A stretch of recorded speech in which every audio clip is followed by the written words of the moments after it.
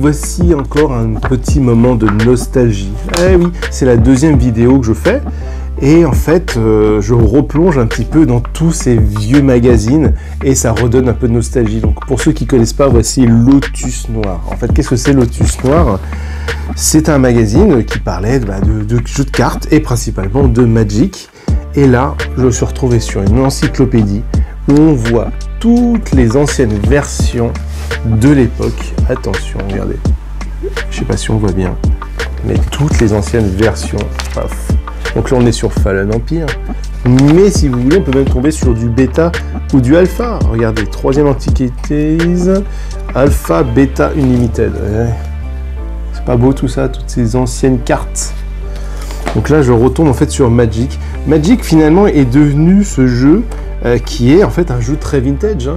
C'est sorti dans les années 90. On est vraiment sur du très vieux jeu. Et quand on revoit ces anciennes illustrations et qu'on compare avec celles de maintenant, on voit vraiment la différence, l'évolution à travers le temps de ce jeu de cartes qui a bercé notre enfance. Alors pour ma part, j'étais au collège et j'ai acheté mes paquets de cartes dans les librairies, les bureaux de tabac. Je jouais avec mes amis. À l'époque, on jouait même avec le système de mise. Pour ceux qui ne connaissent pas, en fait, ils avaient fait un système de mise à l'époque où en fait on prenait la première carte de son jeu, on la mettait en mise, c'est-à-dire que l'adversaire pouvait la gagner s'il remportait le duel. Donc c'était un peu fourbe, hein. Maintenant de nos jours qu'on voit la cotation des cartes, on n'oserait plus faire ce genre de choses, parce que il y avait pas mal de cartes, et de tricheurs aussi au passage, qui essayaient de récupérer toutes ces anciennes cartes en faisant des deals du style tu perds 10 points de vie, où je récupère la carte de mise, des petites choses comme ça, où je rajoute des cartes de mise, où je change ma carte avec la carte de mise, voilà. Donc là, je replonge un petit peu dans ce Magic, et on voit en fait à travers le temps toutes ces cartes qui ont une puissance complètement démesurée, mais en même temps complètement mauvaise, c'est-à-dire qu'on sent un zéro équilibrage, et puis de temps en temps il va y avoir une carte un peu pétée qui va traverser un petit peu le temps. Là ça me fait rire parce que je vois des cartes, par exemple il y avait un système de cotation en fait qui est indiqué ici, et vous avez certaines cartes qui sont notées, attention, au prix extraordinaire de 40 € pour la plus chère. À l'heure actuelle, elle est à plus de 3500 €. Donc on voit vraiment, c'est pas de l'inflation, c'est voilà, c'est de la spéculation. Voilà, j'avais envie de me replonger un petit peu dans cette encyclopédie. Je pense qu'à un moment donné, ça mériterait carrément de faire une vidéo dédiée à Magic et un petit peu à l'entièreté de la découverte de ce magazine qui mérite vraiment de se replonger un peu dans les souvenirs, dans la nostalgie.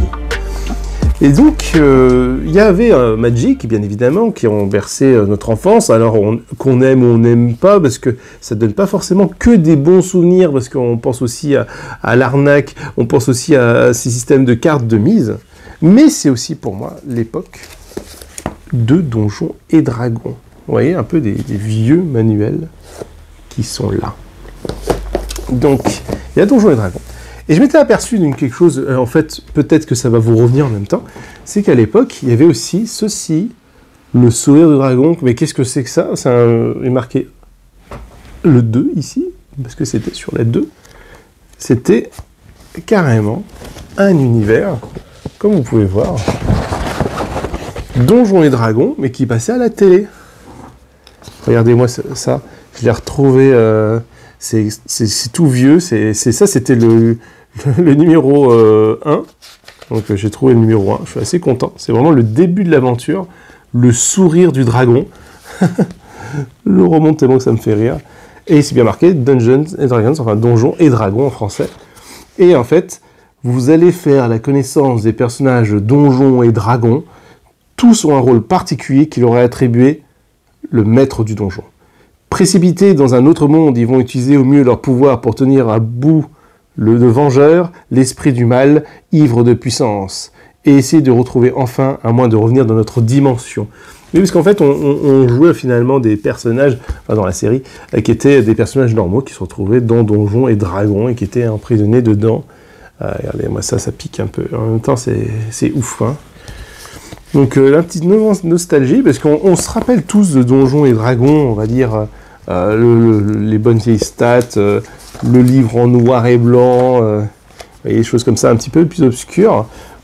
c'était surtout de l'imagination, parce que vous voyez, il y avait très peu d'illustrations en fait hein, à ce moment-là, c'était surtout des tableaux. En temps, vous tombez sur une illustration, hop, vous étiez content limite.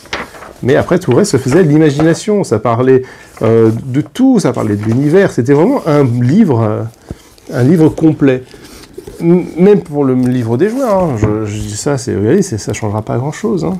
On va tomber encore sur des stats, des discussions. En temps en temps, vous voyez, hein, il y a un petit schéma explicatif, ça me fait rire. Mais là, on avait vraiment quelque chose qui était visuel, hein, qui se mettait en scène, donc je trouvais que ça changeait un petit peu. Regardez, j'ai même retrouvé un petit quelque chose de chez Descartes. Le château Falkenstein, pas mal, non? Donc ce livre-là, il est plutôt bien coté. Hein. Lui, par contre, déjà une génération un peu plus récente, vous voyez, vous aviez des illustrations, des cartes. Oh là là, le livre, il était déjà beaucoup plus évolué. En plus, il y avait un côté très esthétique steampunk. Bon, on retrouve un peu côté ces images un peu en noir et blanc de temps en temps quand même. Voilà, le papier était déjà bien glacé à l'époque. Et pourtant, regardez, c'est encore en francs, hein, 249 francs. Donc Château Falkenstein, qui était édité par Descartes à ce moment-là. Donc voilà un petit peu quelques petits jeux de rôle là comme ça que j'ai retrouvés, qui remet un peu de nostalgie, qui rappelle aussi qu'à ce moment-là, à la télévision, on se retrouvait avec pas mal de publicités et pas mal de dessins animés finalement sur cette passion qui était clairement dédiée aux enfants, parce qu'en fait on était des enfants qui jouaient à des jeux qu'on prenait pour des jeux pour enfants, parce que à l'époque là, c'était quand vous étiez à Magic, c'était avec des amis, souvent quand même enfants, parce que moi j'étais au collège et je jouais avec d'autres collégiens, donc je rencontrais que très peu d'adultes, là où de nos jours vous allez rencontrer majoritairement des adultes, alors peut-être qu'on grandit avec, ou simplement parce que le jeu a gagné en maturité. Et Donjons et Dragons, ou d'autres jeux de rôle, pareil, maintenant vous allez rencontrer quand même pas mal d'adultes, même si en ce moment, cet retour de nostalgie a permis de cette petite transmission où vous pouvez partager ceci avec d'autres, vos enfants, enfin d'autres plus jeunes en fait. Et ça c'est vraiment bien, ou simplement les plus jeunes qui se sont remis en fait aux jeux de rôle.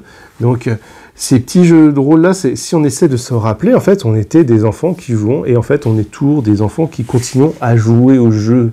Voilà, c'est pas mal, hein. Et je ressors parce que j'avais montré dans la précédente vidéo des jeux comme HeroQuest, Space Crusade, Seigneur de Guerre. Donc je vous invite à regarder la précédente vidéo pour ceux qui ne l'ont pas vu. Donc c'est des jeux qu'on connaît un peu tous. Et puis je ressors un petit peu, regardez, j'ai réussi à acquérir quelque chose qui s'appelle Pierre 200, qui était aussi édité par MB. Toujours faisant partie de ces jeux, vous savez, ces jeux qui ont un matériel un peu démesuré, avec... J'adore montrer à chaque fois l'intérieur de la boîte où en fait on voit comment on construit son truc. Et en fait, le matériel servait souvent pas à grand chose, mais il fallait que visuellement il y a une aventure. En fait, on avait cette idée qu'il fallait que le jeu soit un jeu d'aventure. On était dans ces Indiana Jones. Regardez-moi ce plateau de folie. Hein, c'est vraiment un jeu de plateau. On dirait presque un Jumanji si on regarde bien comme ça. Et regardez, hop. Je pense que Jumanji c'était une référence d'ailleurs.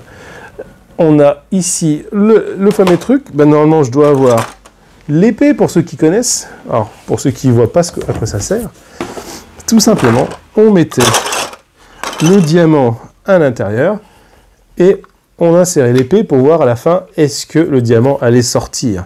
On avait le droit à un essai et sinon, ben, on était bon pour revenir à l'intérieur. Vous voyez, on mettait ce diamant-là, on l'insérait à l'intérieur déjà. On secouait, en espérant que ça tombe pas. Alors, il fallait faire tout. Au début, il fallait mettre un peu un micmac. Voilà, il tombe pas. Bon, là, non. Bien sûr que si, que sur la vidéo, il va tomber. Allez, on secoue un petit peu. Bon, bah, si je casse tout, hein, ça marche pas. Alors, tac, voilà. J'ai triché un petit peu. Bon, voilà. Et après, il fallait mettre simplement l'épée pour voir si le diamant tombait. Donc voilà, c'est un petit peu la grosse nostalgie. Et bien évidemment, il y avait aussi des petits engrenages comme ça qu'on mettait. Alors là, je ne sais plus comment on le monte, vous voyez. C'est juste qu'on pouvait monter comme ça. Voilà, clac, clac, clac, clac. Et en fait, c'était la pièce centrale, en fait, bougeait. Donc c'est pareil, hein, c'est pas extraordinaire si on réfléchit bien avec un peu de recul. Mais c'était génial, quoi. On avait cette impression de... Waouh, ce plateau est complètement fou, il bouge. C'était ça. Donc, cette petite nostalgie un petit peu de cette époque avec la pierre de sang, l'île infernale pour ceux qui connaissent aussi. Alors, je l'ai plus l'ancienne version, j'ai que la nouvelle. Alors, j'ai pas voulu vous la montrer parce que en fait, j'avais déjà fait des vidéos sur l'île infernale. Donc, si vous êtes curieux, vous pouvez voir la nouvelle version qu'ils ont faite. Elle reprend vraiment une refonte un petit peu. Et voici donc voilà, la pierre de sang. C'était un des jeux aussi un peu emblématiques de l'époque avec l'île infernale. On s'en rappelle tous, d'ailleurs, il y avait même une confusion souvent entre les jeux, on ne savait pas trop lequel était lequel, vu que de toute façon c'était la même marque et que c'était un peu le même style d'aventure, c'est-à-dire qu'il y avait tous les deux un diamant, on ne savait plus si c'était l'île infernale ou la pierre de sang, des fois les souvenirs se mélangeaient un petit peu. Hein. Et voilà un petit peu quand même quelques petits jeux comme ça qui reviennent un petit peu nostalgiques. Il y avait vraiment, je sais pas, il y avait cette appartenance, ce lien en fait qui était créé entre l'enfance, le fait qu'il y avait cette aventure présente, et aussi on fait un lien là un peu avec toutes les vidéos qu'on a tournées, c'est que si vous regardez bien, on a fait 10 vidéos, donc la nostalgie numéro 1, on a fait une vidéo aussi avec Alan où on regarde les vieilles émissions des années 80-90 où on voit ces jeux un peu pour enfants avec des enfants dedans, où on a le Chevalier du Labyrinthe, on a aussi l'autre jeu où c'est un peu comme une sorte de Koh-Lanta, mais version enfant. Bien sûr, c'est dans une pièce, hein, ils n'ont pas sur une île non plus, un endroit à peu près sécurisé. On a vu que c'était pas tellement sécurisé, parce que des fois, ils tombaient comme ça sur des hauteurs, et ils tombaient sur des matelas durs comme du béton. On n'avait pas ça. Il y avait des fois où ils se lançaient sur une liane, ils pouvaient donner des coups de pied sur d'autres enfants. Enfin, c'était un peu fou. C'est un peu fou. Je vous invite vraiment à regarder cette vidéo. On a vraiment cette idée d'aventure et de nostalgie, mais surtout, en fait, de liberté. Celle où on avait l'impression que le monde était à nous et qu'on pouvait partir à l'aventure et que la seule limite était notre imagination. Est-ce que cette notion n'est-elle pas un peu oubliée, même si de nos jours, cela semble toujours un peu plus compliqué avec tous les événements récents qui sont produits. Mais je pense que finalement, ça nous rappelle un petit peu qu'il faut essayer de conserver un petit peu cette innocence, cette patte un petit peu d'enfance qu'il faut essayer de conserver et finalement remettre de l'aventure. En fait, ça nous rappelle qu'il faut essayer de retrouver un petit peu cet esprit simple où on était dans une période d'exaltation, mais tout en essayant bien évidemment de prendre en compte les nouveaux enjeux actuels. Je sais pas, c'est à méditer, hein. Mais pour le coup, je vous laisse vous-même trouver la réponse. Hein. Je vous remercie d'avoir regardé cette vidéo, en espérant qu'elle vous ait plu, et puis je vous dis donc à bientôt sur La Malle TV, et que la passion ludique soit avec vous.